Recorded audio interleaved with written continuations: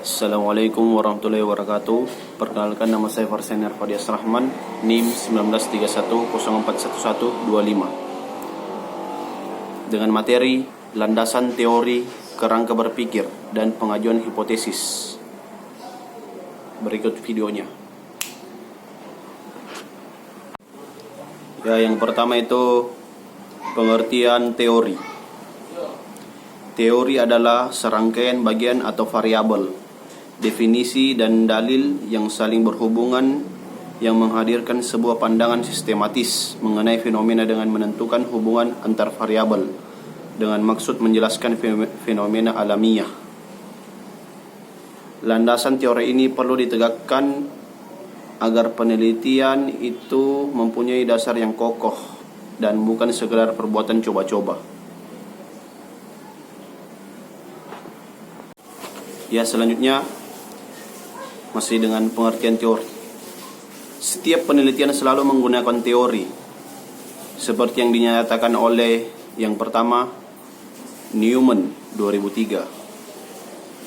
Teori adalah seperangkat konstruk atau konsep, definisi dan proposisi yang berfungsi untuk melihat fenomena secara sistematik. Yang kedua, William Wiersma tahun 1986. Teori adalah generalisasi atau kumpulan generalisasi yang dapat digunakan untuk menjelaskan berbagai fenomena secara sistematik.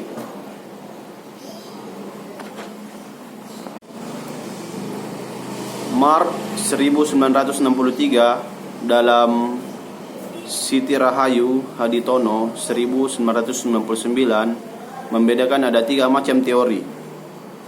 Ketiga teori ini berhubungan dengan data empiris, yaitu teori yang dedukatif, teori yang indukatif, dan yang ketiga teori yang fungsional.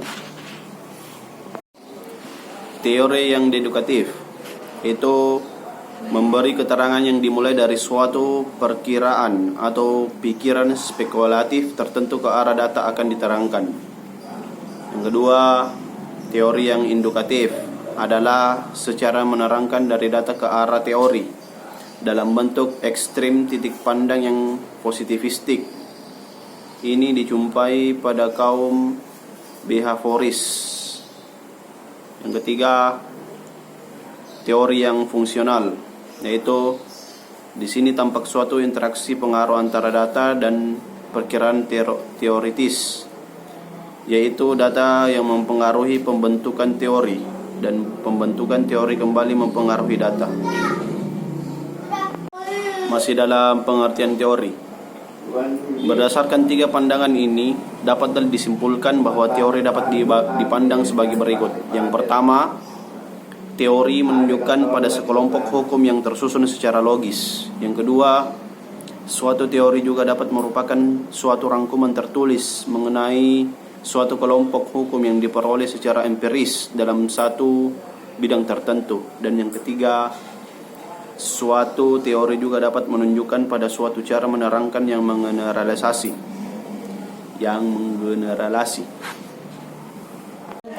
Di sini adapun contoh asumsi dalam bidang administrasi pendidikan. Yang pertama, administrasi merupakan generalisasi tentang perilaku semua manusia dalam organisasi. Yang kedua, administrasi merupakan proses pengarahan dan pengendalian kehidupan dalam organisasi sosial. Jadi, teori semacam ini mempunyai dasar empiris. Suatu teori dapat memandang gejala yang dihadapi dari sudut yang berbeda-beda. Misalnya dapat dengan menerangkan, tetapi dapat pula dengan menganalisa dan menginterpretasi secara kritis. Misalkan melukiskan suatu konflik antar generasi yang dilakukan oleh ahli teori yang berpandangan emansipitas akan berlainan dengan cara melukiskan seorang ahli teori lain tidak berpandangan emansipatoris.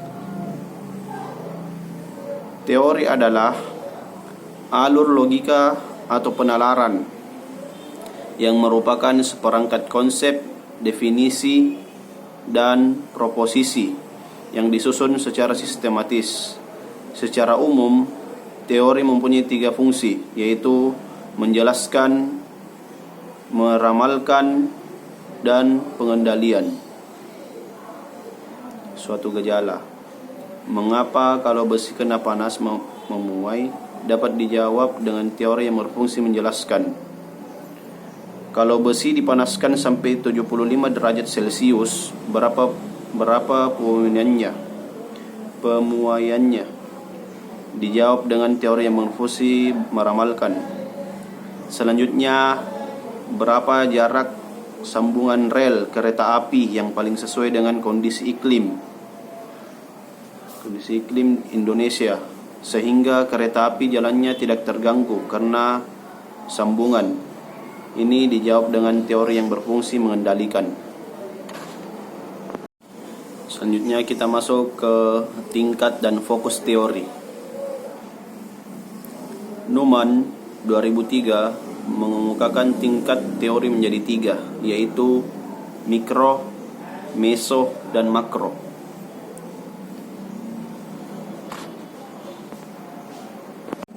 Dan selanjutnya fokus teori dibedakan menjadi 3 juga, yaitu substantif, formal, dan middle range teori. Cooper dan Schilder 2003 menjelaskan bahwa kegunaan teori adalah: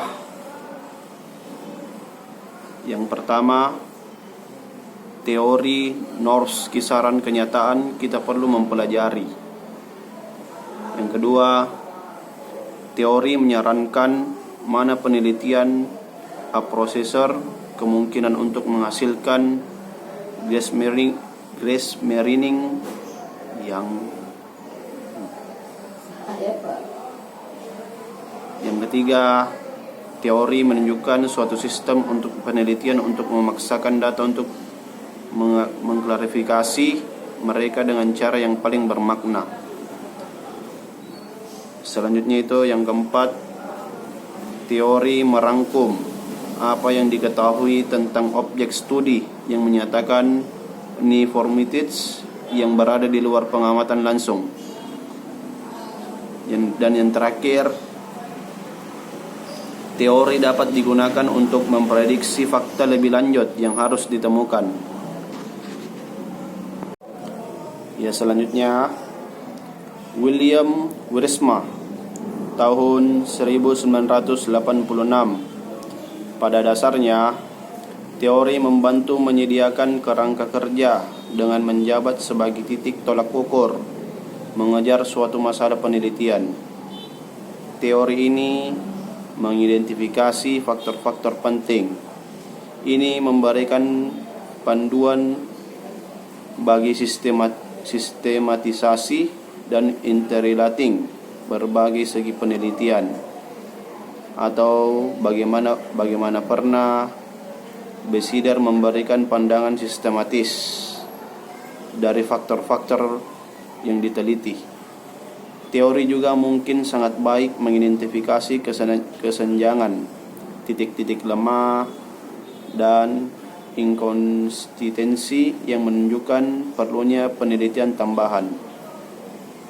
Selain itu, perkembangan teori dapat menerangi jalan untuk penelitian lanjutan pada fenomena yang diteliti. Fungsi lain dari teori adalah menyediakan satu atau lebih generalisasi yang dapat menguji dan digunakan dalam aplikasi praktis dan penelitian lebih lanjut.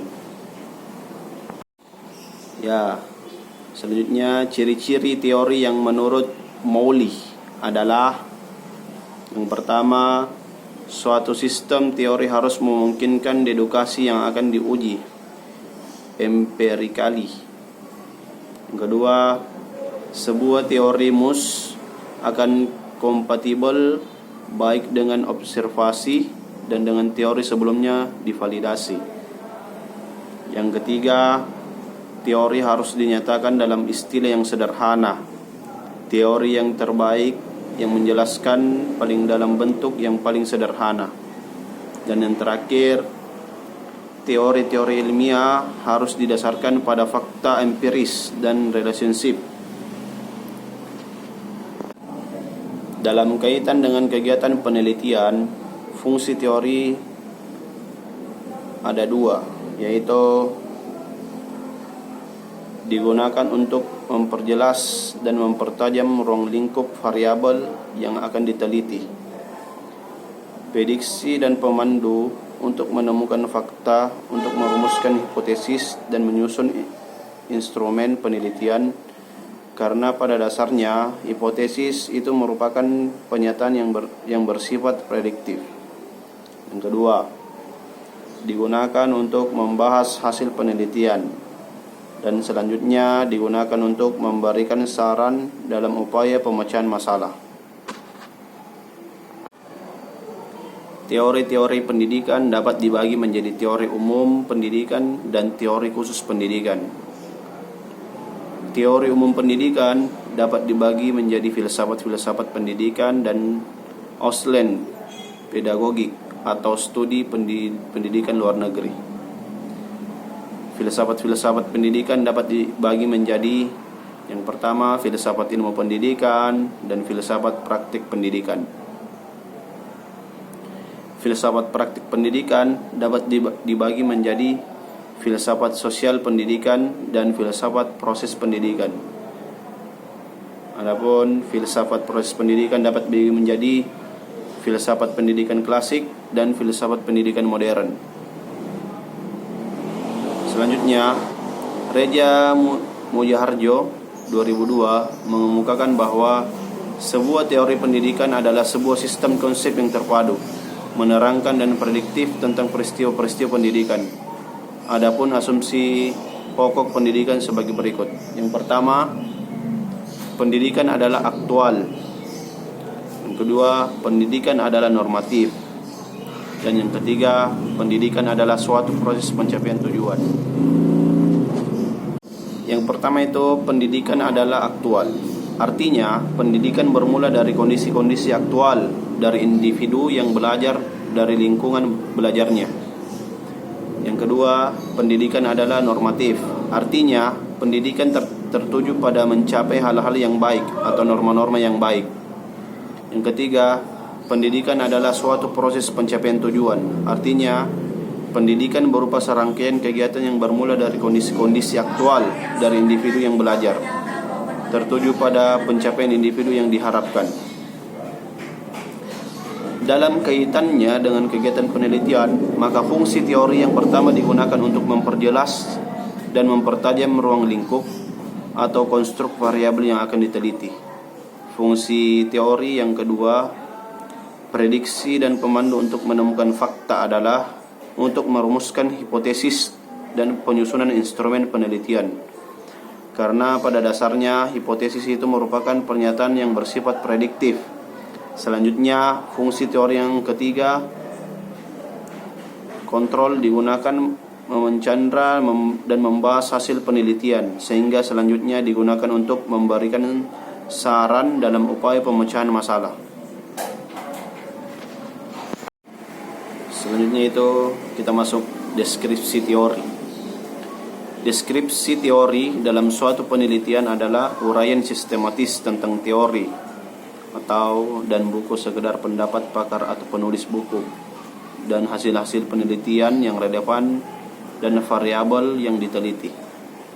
Deskripsi teori paling tidak berisi tentang penjelasan terhadap variabel-variabel yang diteliti melalui pendefinisian dan uraian yang lengkap dan mendalam dari berbagai referensi. Untuk dapat membaca dengan baik, maka peneliti harus mengetahui sumber-sumber bacaan. Sumber bacaan dapat berbentuk buku teks, kamus, ensiklopedia, jurnal ilmiah, dan hasil-hasil penelitian. Sumber bacaan yang baik harus memenuhi 3 kriteria, yaitu relevansi, kelengkapan, dan kemutakhiran. Relevansi berkenaan dengan kecocokan antara variabel yang diteliti dengan teori yang dikemukakan. kelengkapan berkenaan dengan banyaknya sumber yang dibaca, kemuktahiran berkenaan dengan dimensi waktu. Makin baru sumber yang digunakan, maka akan semakin muktahir teori.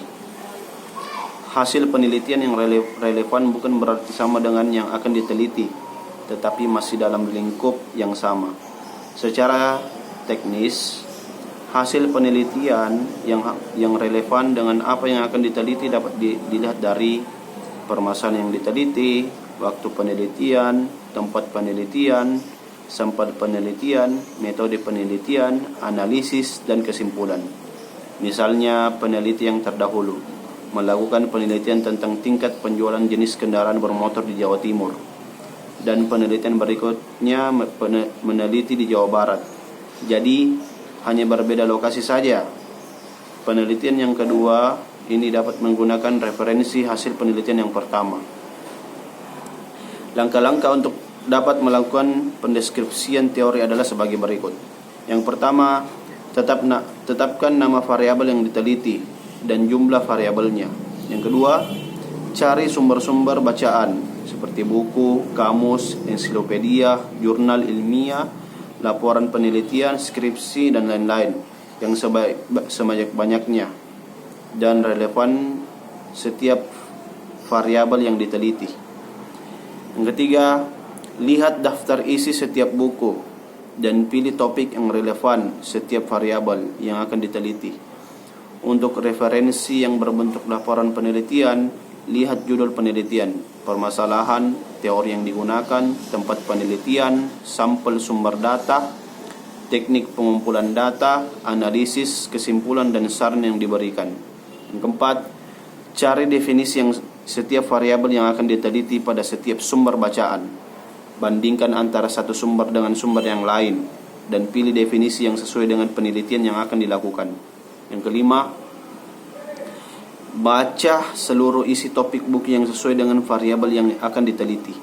Lakukan analisa, renungkan, dan buatlah rumusan dengan bahasa sendiri tentang isi setiap sumber data yang dibaca. Yang keenam, deskripsikan teori-teori yang telah dibaca dari berbagai sumber ke dalam bentuk tulisan dengan bahasa sendiri. Sumber-sumber bacaan yang dikutip atau digunakan sebagai landasan untuk mendeskripsikan teori harus dicantumkan. Selanjutnya kita membahas kerangka berpikir. Uma Sekaran dalam bukunya Business Reach 1992, kerangka berpikir merupakan model konseptual tentang bagaimana teori berhubungan dengan berbagai faktor yang telah diidentifikasi sebagai masalah yang penting. Kerangka berpikir yang baik akan menjelaskan secara teoritas pertautan antara variabel yang akan diteliti. Jadi, secara teoritas perlu dijelaskan hubungan antara variabel independen dan dependen. Bila dalam penelitian ada variabel moderator dan intervening, maka juga perlu dijelaskan mengapa variabel itu ikut dilibatkan dalam penelitian. Pertautan antara variabel tersebut selanjutnya dirumuskan ke dalam bentuk paradigma penelitian. Oleh karena itu, pada setiap penyusunan paradigma, penelitian harus didasarkan pada kerangka berpikir.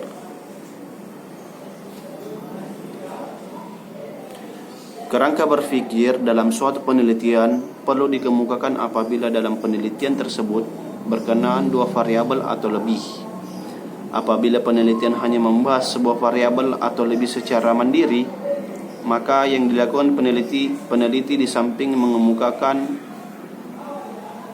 deskripsi teoritis untuk masing-masing variabel, juga argumentasi terhadap variasi besaran variabel yang diteliti. Sabto Haryoko 1999. Penelitian yang berkenaan dengan dua variabel atau lebih biasanya dirumuskan hipotesis yang berbentuk komparasi maupun hubungan. Oleh karena itu, dalam rangka menyusun hipotesis penelitian yang berbentuk maupun komparasi, maka perlu dikemukakan kerangka berpikir. Langkah-langkah dalam menyusun kerangka berpemikiran yang selanjutnya membuahkan hipotesis ditunjukkan pada gambar 32.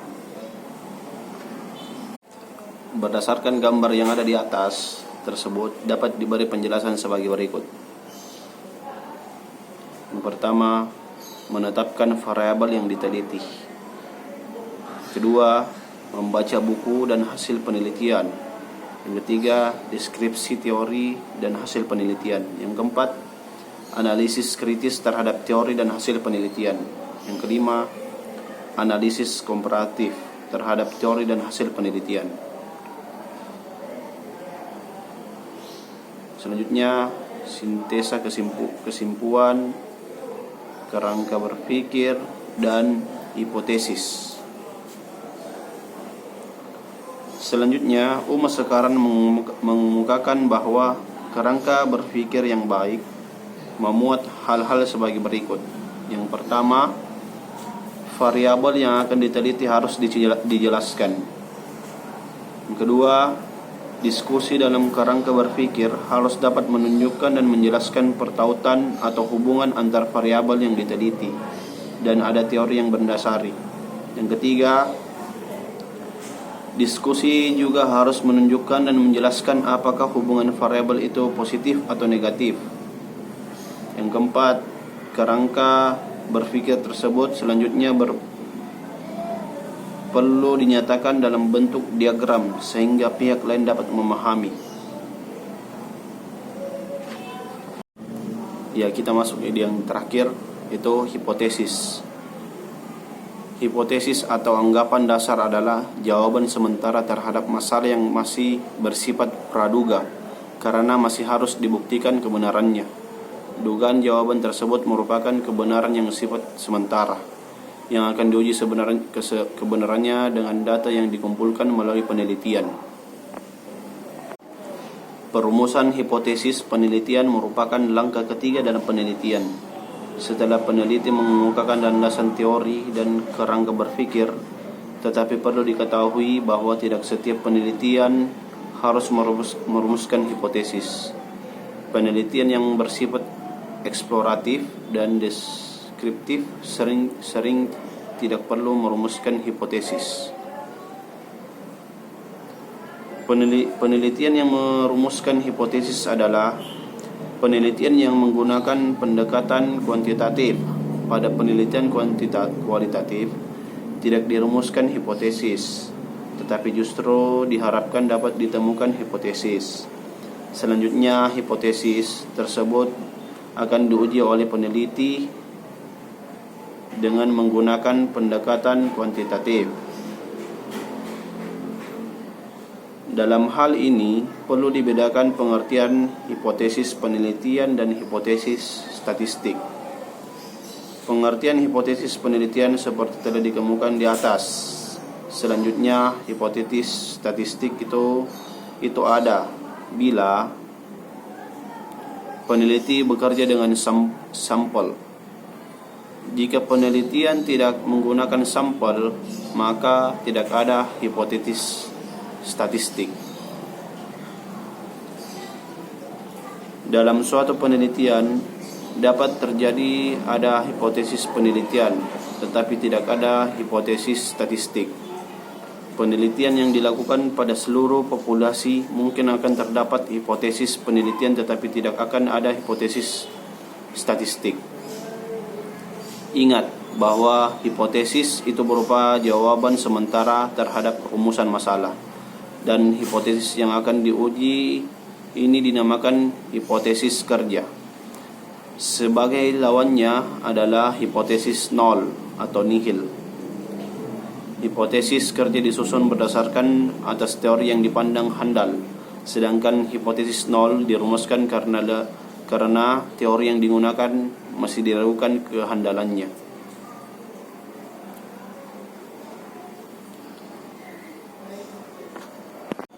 Berikut contoh hipotesis penelitian yang mengandung hipotesis statistik. Yang pertama, ada perbedaan yang signifikan antara prestasi belajar dalam sampel dengan populasi. Prestasi belajar anak paling tinggi dengan nilai 6,5, hipotesis deskriptif sering tidak dirumuskan dalam penelitian. Yang kedua, terdapat perbedaan yang signifikan antara semangat belajar anak dari keluarga petani dan nelayan. Yang ketiga, ada hubungan yang positif dan signifikan antara kerajinan belajar dengan prestasi belajar anak pada sekolah A. Hipotesis asosiatif atau hubungan. Data dari sekolah A diambil dengan sampel. Ada hubungan positif, artinya bila anak rajin belajar, maka prestasi belajar akan tinggi. Terdapat dua macam hipotesis penelitian, yaitu hipotesis kerja dan hipotesis nol. Hipotesis kerja dinyatakan dalam kalimat positif dan hipotesis nol dinyatakan dalam kalimat negatif. Dalam statistik juga terdapat dua macam hipotesis, yang hipotesis kerja dan hipotesis alternatif. Hipotesis alternatif tidak sama dengan hipotesis kerja. Dalam kegiatan penelitian, yaitu diuji terlebih dahulu adalah hipotesis penelitian, terutama pada hipotesis kerjanya. Bila penelitian akan membuktikan apakah hasil pengujian hipotesis itu signifikan atau tidak, maka diperlukan hipotesis statistik. Teknik statistik yang digunakan untuk menguji hipotesis ini adalah statistik inferensial. Statistik yang bekerja dengan data populasi adalah statistik deskriptif. Ya, demikian hasil pemaparan materi saya. Lebih kurangnya mohon dimaafkan. Wabillahi taufiq wal hidayah. Assalamualaikum warahmatullahi wabarakatuh. Mohon untuk dikoreksi. Terima kasih.